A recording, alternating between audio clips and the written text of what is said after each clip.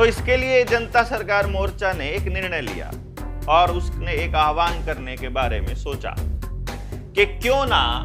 हम 23 जुलाई से, जो कि जा चुकी, आज 25 है तो हम आज से शुरू कर सकते हैं कि हम अपने सोशल मीडिया प्लेटफॉर्म्स के ऊपर,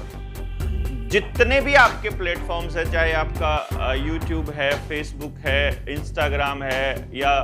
और जो ये जितनी भी और ट्विटर है खास तौर पे, वहां क्यों ना ऐसा किया जाए कि जनता की बर्बादी का हिसाब उत्सव भी साथ में ही मना लिया जाए।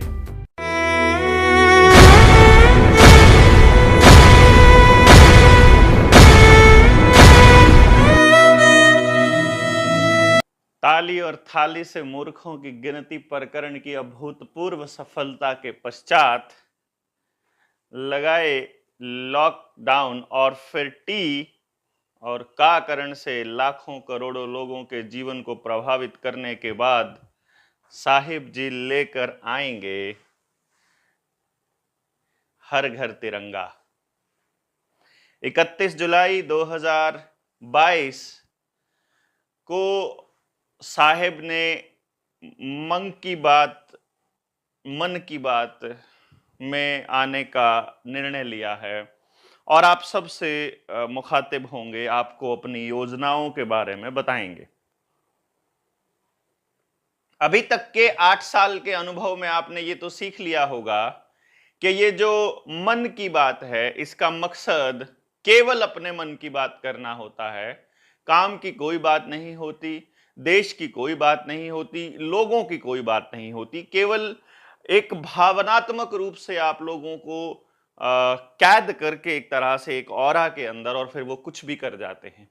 आप अपनी डिबेट में पड़ जाते हैं और वो अपना काम करते रहते हैं, जैसे कि देश बेचना, सेना को नुकसान पहुंचाना, युवाओं को बर्बाद करना, देश में सांप्रदायिक भावनाओं के जरिए उन्माद पैदा करना, और सभी सरकारी संस्थानों को बेचना, और भी जो भी उनके दो देश को बर्बाद करने के नए नए प्रकरण है वो उनको अंजाम देते रहते हैं और आप अपनी डिबेट में लगे रहते हैं। उधर मतलब कहीं कोई कह देगा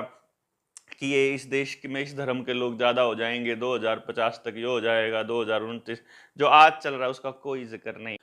कि आज कितने पीएसयूज बिक रहे हैं, कितने बच्चों को रोजगार मिला, कितने दुकानदार बर्बाद हुए, कितने बैंक बर्बाद हुए, कितने किसानों ने आत्महत्या की, कितने घरों के अंदर तनाव कितना है, और जो बूटी आप दे रहे हो जबरदस्ती उसके साइड इफेक्ट कितने हैं, इसका कोई जिक्र नहीं है। ये बहुत ही सोचने का विषय है और आप इसमें रोज रोज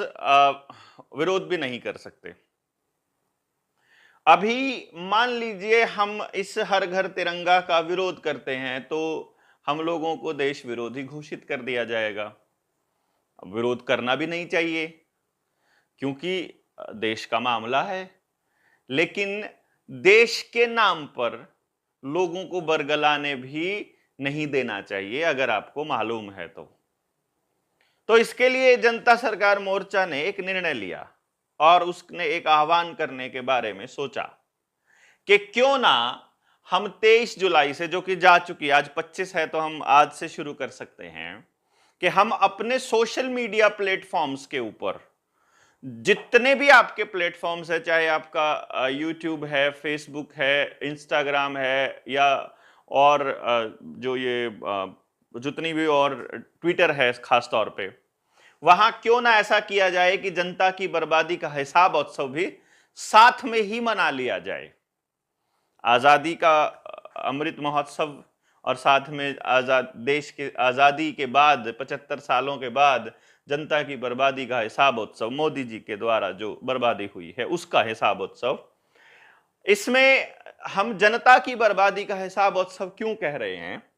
क्योंकि हम कोशिश कर रहे हैं कि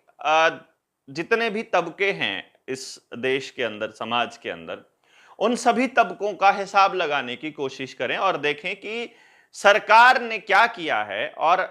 उसे क्या करना चाहिए था और हमने कितना हिसाब मांगा है। तो उसी सिलसिले में सबसे पहले क्रैच पे आ जाते हैं कि अभी आपने हरियाणा के अंदर देखा कि उनको प्रॉपर जगह देने का, उनके प्लेसमेंट का, उनकी सैलरी का कुछ वादा किया था 2017 में खट्टर साहब ने, उसको बिल्कुल नहीं माना गया। तो यकीनन जब हरियाणा में नहीं तो पूरे के पूरे भारत में कहीं पर भी नहीं माना गया होगा,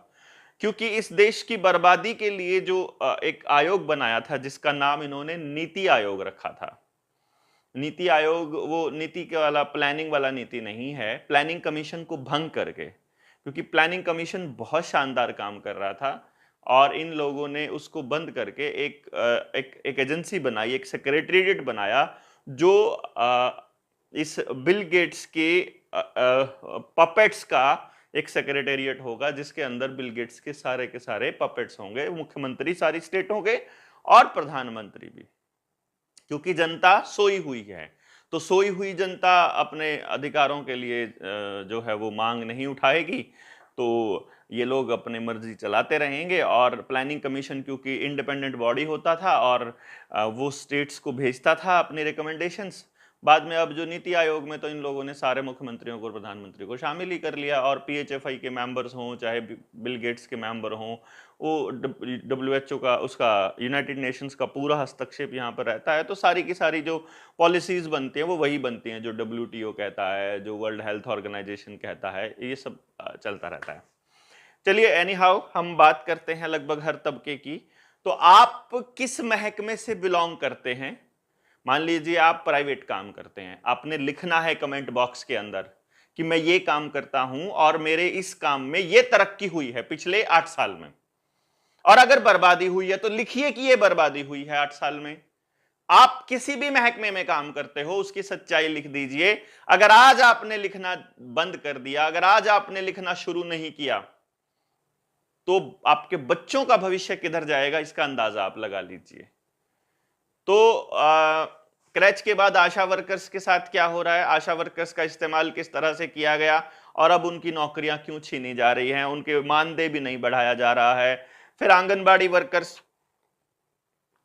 इनको ले लीजिए, प्राइमरी क्लासेस 2 क्लास फर्स्ट और सेकंड और नर्सरी उसमें मर्ज कर दी, तो प्राइवेट स्कूल के प्राइमरी स्कूल जो सरकारी है वहां पर बच्चे कम हो गए तो स्कूल बंद करना आसान हो जाएगा। और आंगनबाड़ी वर्कर्स जो पढ़ी लिखी थी उन वो खोल देंगी, जो अनपढ़ थी या जो नहीं पढ़ा सकती हैं उनकी आंगनबाड़ी को वैसे ही बंद करना है, क्योंकि जो डब्ल्यूएचओ ने अपना प्रोग्राम चलाया था आईसीडीएस का,